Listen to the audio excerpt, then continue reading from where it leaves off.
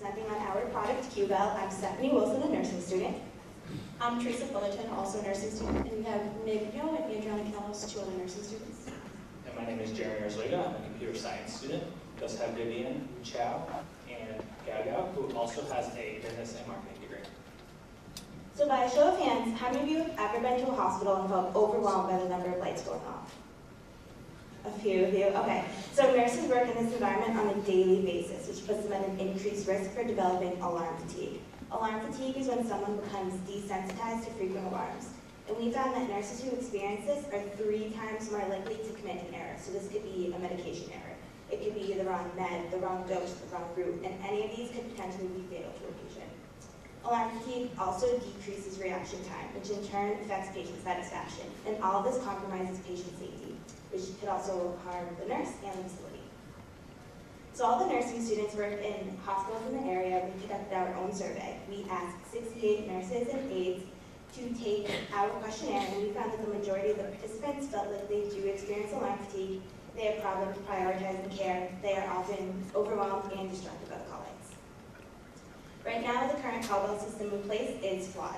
So this picture on the bottom left is the TV remote, and the red button at the top is how patients call for help. So we believe that this is not user-friendly for all of our patients. It does not help nurses or aides prioritize care. It doesn't tell them what the patient wants, and frankly, it's out-of-date technology. Our solution is QBell. QBell is a mobile application.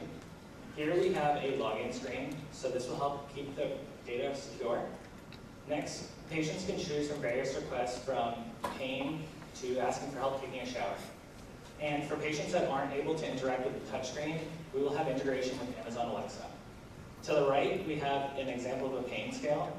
So patients can select a face that matches their pain, and they can also send an additional comment to the nurse specifying where their pain is.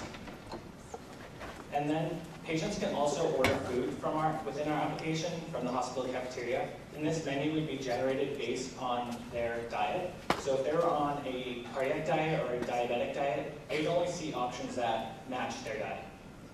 And our app would also integrate with a TV, so patients can change channel or adjust the volume. So on the nurse's side, we have a prioritized list, and this list is generated based on the significance of the outstanding requests. And the nurse can respond back to the patient saying that she's on her way or request help from other medical staff. And finally, she can look back at all the actions that she's completed throughout the day, and this would be useful for patient documentation. And we also have reporting capabilities, so the facility can look back and see what their staff utilization is. So our system is user-friendly, and it prioritizes requests similar to our competitors. The main advantages to our system is that our app is cross-platform, so it works on iOS and Android. And we also have multi-language and voice integration, so patients can use a language that they're most comfortable with. So what's in it for hospitals and patients? First off, it improves patient-caregiver communication. Patients often feel that their requests are being ignored and that they're not being answered in a timely manner. So patients are often mad and they don't have great satisfaction scores. And patient satisfaction scores are huge for hospitals from their HCAP survey, which is a patient satisfaction survey that determines the Medicare and Medicaid reimbursements that hospitals receive. It will also decrease fatigue of caregivers, and in return, that increases nurse retention rates, which hospitals spend $5 to $8 million annually on.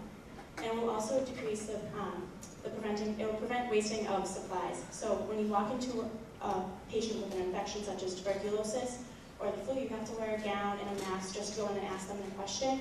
And then when you leave to get help or to get their request, you have to take that stuff off again just to put it back on to complete the request.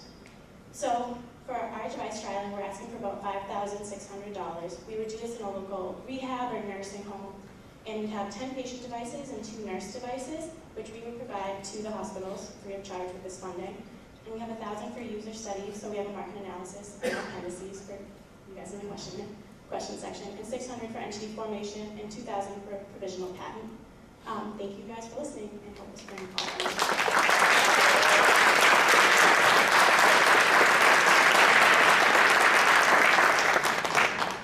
I have a question. I think this is really great. I've been dealing with a family member in the hospital, so I've seen a lot of that interaction.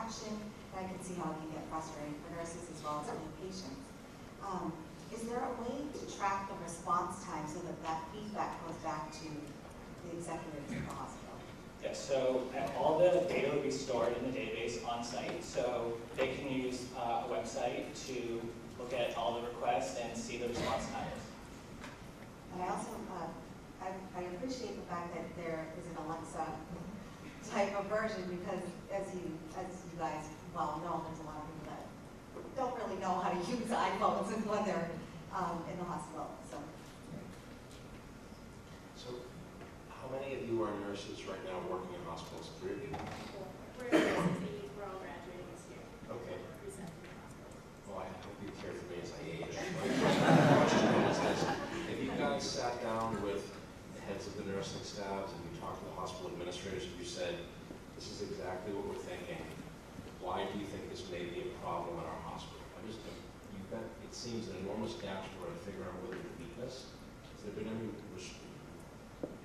issue when you describe this to your employers? How do they react to it? What are the issues that maybe we might miss thinking about this? So they seem to think that it's really cool. They're like, oh, this is a great idea. And we're just telling them like we have like a rough prototype kind of thing right now. And they think it's a great idea, but we've only really talked to like our floor managers and stuff like that about it. We haven't really been able to talk to much higher ups about it yet. We're waiting for a fully functioning prototype. So the receptivity has been okay. Yeah. So a lot of nurses are like, oh, that would be great because it's just easier for them to just click a button and say, I'll be right there, and let the patient know that they're coming, rather than letting it go for a while. Is it the eventuality of this that you'll be able to access medical records and integrate with the hospital system, or is that coming off somewhere else? So we hope that we will be able to integrate this, say, into Epic or PowerChart for documenting. I think that's what you're asking. Yeah. So the nurses will be able to say, oh, I completed this pain request, gave them a med, and that will go into documenting so they don't have to go back later. But that will be in the future, just in the future process. So this is a 510K approval? What's the regulatory process you need to go through to get approval? So I believe we may need FDA approval if we integrate like heart monitors, but whereas we don't have that capability, or in the future we may, I do not believe that we need FDA approval.